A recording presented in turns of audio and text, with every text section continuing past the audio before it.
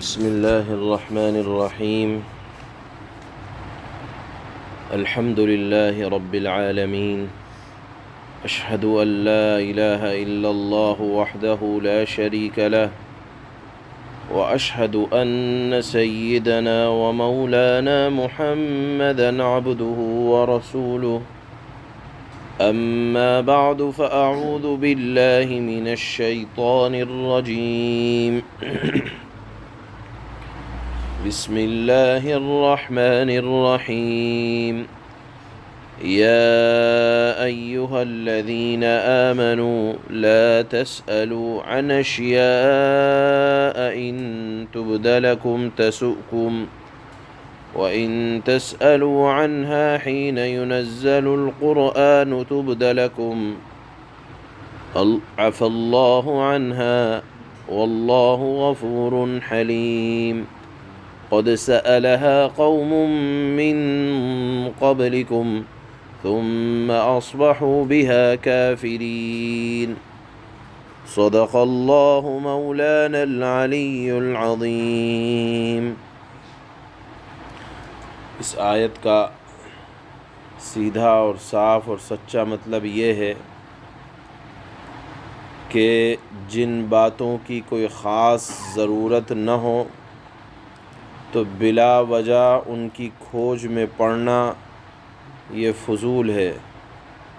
اللہ تعالیٰ نے جو حکم دیا ہے ادب کے ساتھ، یا اللہ کے رسول نے جو کچھ حکم دیا ہے ادب کے ساتھ اس کی اطاعت کرنی چاہیے۔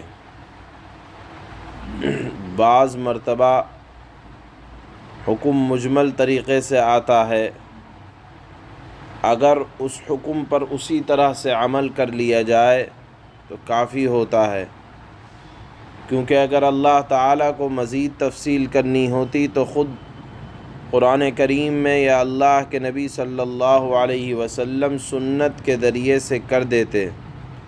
بلا وجہ کسی مسئلے میں بال کی کھال نکالنے کی ضرورت نہیں ہے۔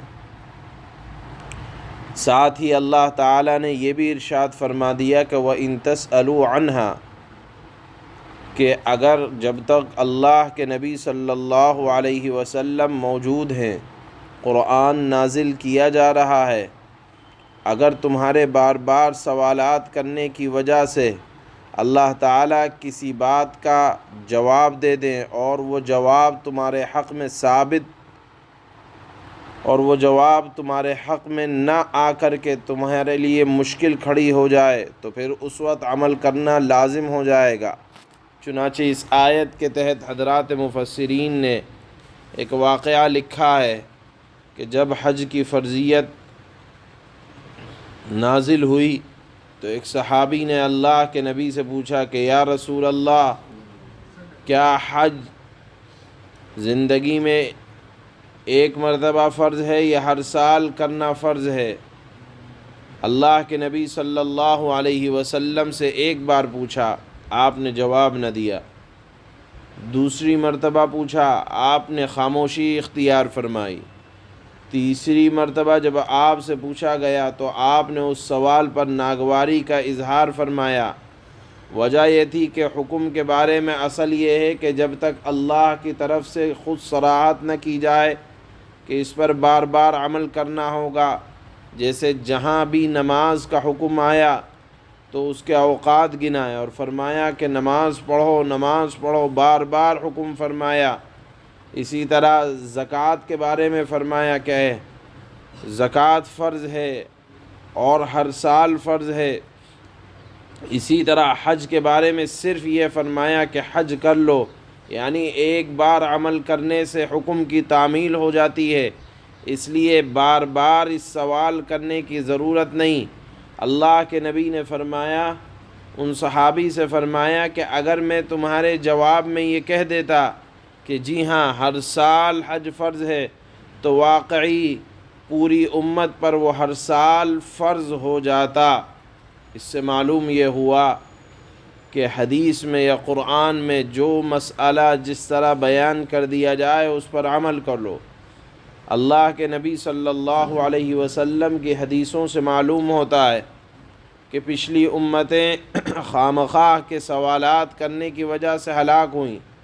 جیسے بنی اسرائیل کے بارے میں آتا ہے کہ ان سے کہا گیا کہ بچڑا ذبح کرو، تو انہوں نے اس میں قیدیں نکالنی شروع کر دیں کہ وہ کیسا ہونا چاہیے، اس کا رنگ کیسا ہو، اس کی عمر کیسی ہو، کون سی نسل کا ہو.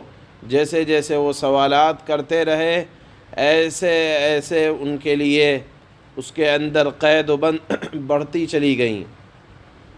اسی طرح قوم صالح، حضرت صالح علیہ السلام کی قوم ان کی اونٹنی کے اندر سے متعلق سوالات کرنے کی وجہ سے ہلاک ہوئی.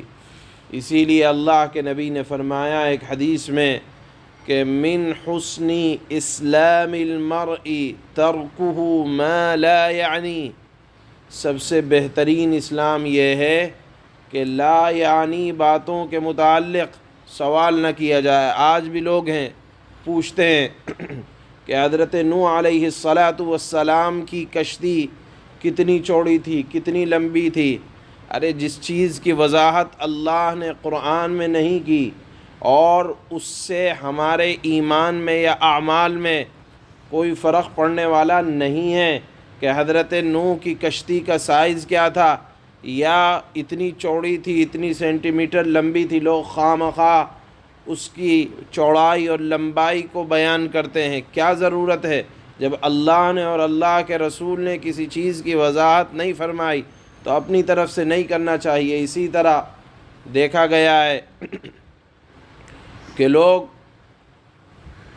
حضرت یوسف علیہ السلام کی والدہ کا نام یہ تھا اور یہ تھا اور ایسا نام تھا، جس چیز کی قرآن میں یا اللہ کے نبی نے خود اپنی زبان سے وضاحت نہیں کی ہے. تو بہت زیادہ کسی مسئلے کے متعلق جس کا ایمان سے اور اعمال سے تعلق نہ ہو، لا یعنی سوال کرنے سے اللہ نے قرآن کی اس آیت میں بھی منع فرمایا اور حدیث میں بھی. مسائل کا جہاں تک تعلق ہو، کوئی پیچیدگی ہو، کوئی مسئلہ سمجھ میں نہ آیا ہو تو اس کا سوال کرنے کی ضرورت ہے. البتہ جس سوال کا اعمال سے، جس سوال کا دینداری سے کوئی تعلق نہ ہو، محض کھود کرید کرنے کی وجہ سے، تو اس سوال کرنے کی ممانعت دین کے متعلق اللہ تعالیٰ نے منع فرمایا ہے. بہرحال آیت میں تو یہ فرمایا کہ جب تک قرآن نازل ہو رہا ہے تم اگر کوئی حکم آ جائے، جس طرح آ جائے اس پر اسی اجمال کے ساتھ عمل کر لو. اللہ نے اگر کہا حج کر لو تو زندگی میں بھی اگر ایک بار کر لیا جائے گا تو ادا ہو جائے گا. اگر اللہ کو خود ہی کہنا تھا، جس طرح نماز کے متعلق فرمایا کہ بار بار نماز پڑھو، زکوٰۃ کے بارے میں فرمایا کہ ہر سال مالدار پر زکوٰۃ فرض ہے، حج کے متعلق بھی اگر اللہ کو فرمانا ہوتا تو فرماتے کہ ہر سال حج فرض ہے. اس لیے جب اللہ نے فرمایا کہ حج کر لو، زندگی میں ایک بار بھی اگر کوئی کر لے گا تو فرضیت ساقط ہو جائے گی. بہرحال اس آیت میں اللہ تعالیٰ نے اسی مضمون کو وضاحت کے ساتھ بیان فرمایا ہے. اللہ فرماتے ہیں یا ایہا الذین آمنوا لا تسألوا عن اشیاء ان تبد لکم تسؤکم وَإِن تَسْأَلُوا عَنْهَا حِينَ يُنَزَّلُ الْقُرْآنُ تُبْدَ لَكُمْ عَفَا اللَّهُ عَنْهَا وَاللَّهُ غَفُورٌ حَلِيمٌ. اے ایمان والو، ایسی چیزوں کے بارے میں سوالات نہ کیا کرو جو اگر تم پر ظاہر کر دی جائیں، یعنی تمہارے سوالات کے جوابات دے دیے جائیں تو تمہیں ناگوار ہوں، اور اگر تم ان کے بارے میں ایسے وقت میں سوالات کرو گے جب قرآن نازل کیا جا رہا ہے تو وہ تم پر ظاہر کر دی جائیں گی. تمہارے سوالات کی وجہ سے مسائل مشکل ہو جائیں گے. غالباً یہودیوں کی طرف اشارہ ہے کہ جو شریعت کے احکام میں بال کی کھال نکالا کرتے تھے اور جب اس عمل کے نتیجے میں پابندیاں بڑھتیں تو انہیں پورا کرنے سے عاجز ہو جایا کرتے، بعض اوقات ان کی تعمیل سے انکار بھی کر بیٹھتے۔ تو اللہ نے فرمایا کہ تم ان کے بارے میں ایسے وقت میں سوالات کرو گے جب قرآن نازل کیا جا رہا ہے تو وہ تم پر ظاہر کر دی جائیں گی تو تمہیں برا لگے گا۔ عفا اللہ عنہا واللہ غفور حلیم۔ ہاں البتہ اللہ تعالیٰ نے پچھلی باتیں معاف کر دی ہیں، آئندہ مت کرنا۔ اللہ تعالیٰ بہت بخشنے والا، بڑا بردبار ہے۔ قد سألها قوم من قبلكم ثم أصبحوا بها كافرين۔ یہ آیت ہے جو یہودیوں کے متعلق ہے کہ اللہ نے فرمایا تم سے پہلے قوم نے اس قسم کے سوالات کیے تھے، پھر ان کے جو جوابات دیے گئے ان سے منکر ہو گئے۔ لہذا لا یعنی اللہ کے نبی نے بھی فرمایا کہ بہترین اسلام والے لوگ وہ ہیں جو لا یعنی باتوں سے پرہیز کرتے ہیں۔